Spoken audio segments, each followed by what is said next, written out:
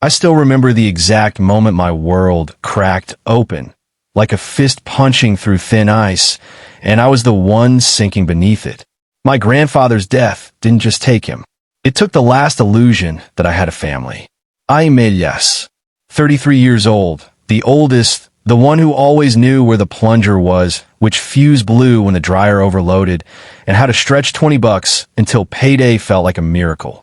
I clean office buildings at night, mopping hallways that smell like burnt coffee and broken dreams, scraping gum off desks that belong to people who've never had to choose between groceries and rent. For 12 years, I lived in my mother's house with her, my stepfather Marcus, and my younger sister Lena. I paid more than half the bills temporarily. Temporary became forever. The morning after we buried Grandpa, I was in the kitchen in my faded work hoodie, pouring coffee that tasted like ash. Mom, Diane, was at the sink, nails drumming on a glass like she was counting down to something ugly. "Don't start with me today, Elias," she said without turning around. "You know what your grandfather really wanted." I froze. "We just put in the ground yesterday." Marcus folded his newspaper slow, deliberate. "Well, readings tomorrow. You'll sit quiet. You'll be respectful. No scenes." Lena slipped her phone in her pocket and flashed that tight, pitying smile. Grandpa loved all of us equally. Don't turn this into your martyr act. I stared at the coffee dripping, black and slow.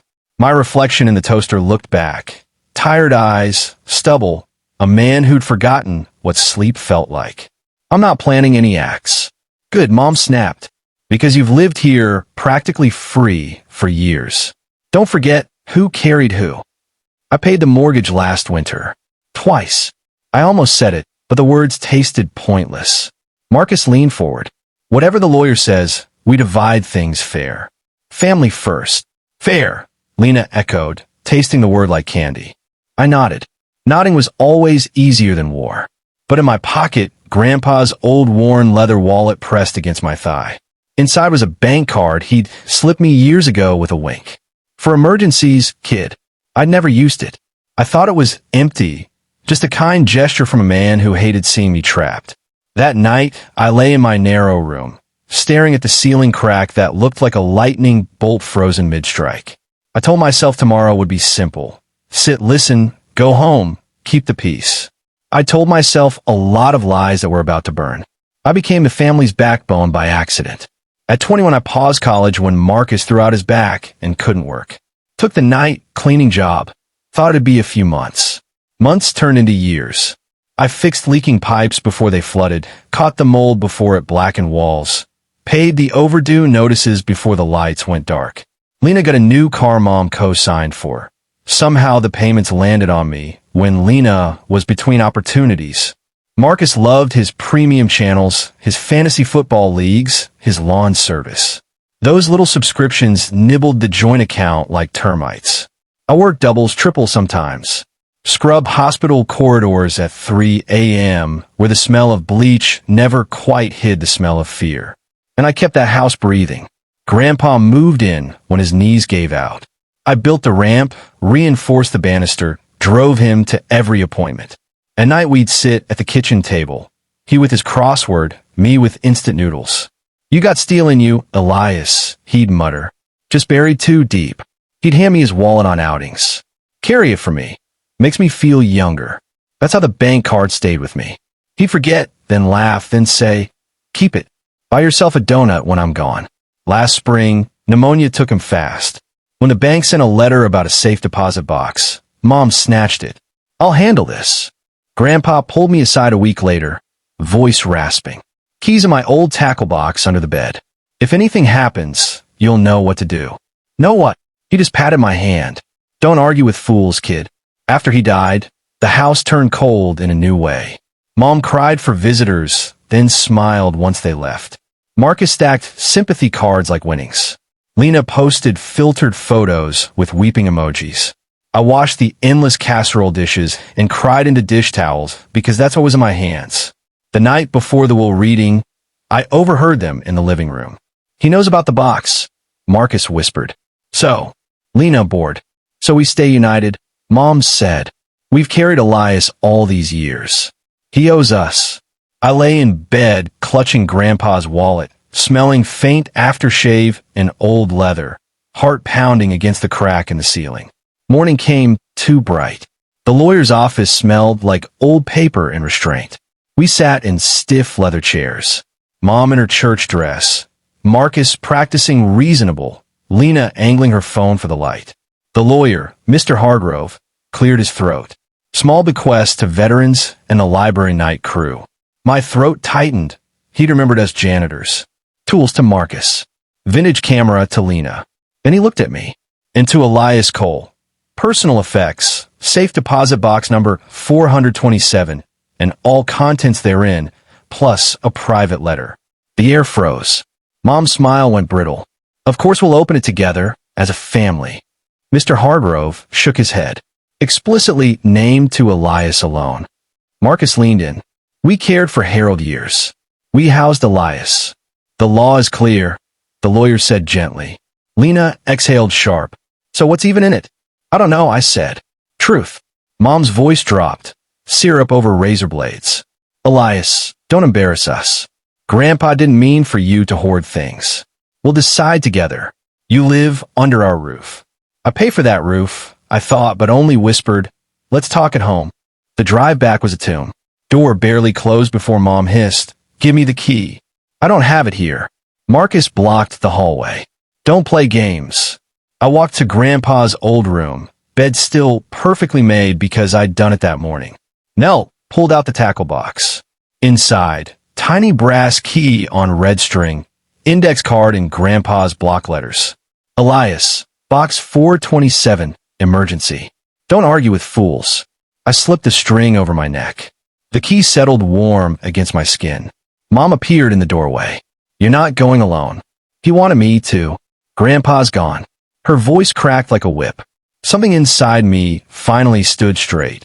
I'm going to the bank. I'll come back. We'll talk. Marcus loomed. Lena rolled her eyes so hard it hurt. I walked out. First time in years, I felt the ground under my own weight. Bus to the bank. Cold marble floors, pins on chains, fake smiles. I gave the teller the key. Safe deposit box 427. She called the manager. Mid-40s, badge reading Anthony. He took my ID in Grandpa's old car because it felt right to bring it. He typed, then went pale. Sir, he whispered urgently, turning the monitor. Quickly looked, red banner. Fraud alert. Multiple unauthorized access attempts. Names, dates, Tuesday, yesterday. Copy of key. Forged letter. My stomach dropped through the floor. Only you are authorized, Anthony said quietly. But two individuals tried forcefully. I knew exactly who. He slid a sealed envelope across, Grandpa's handwriting, for Elias, with banker present. Vault door groaned open like Judgment Day. Box 427 on the table. Inside, thick folder, blue notebook, flash drive, another envelope. I open it with shaking hands.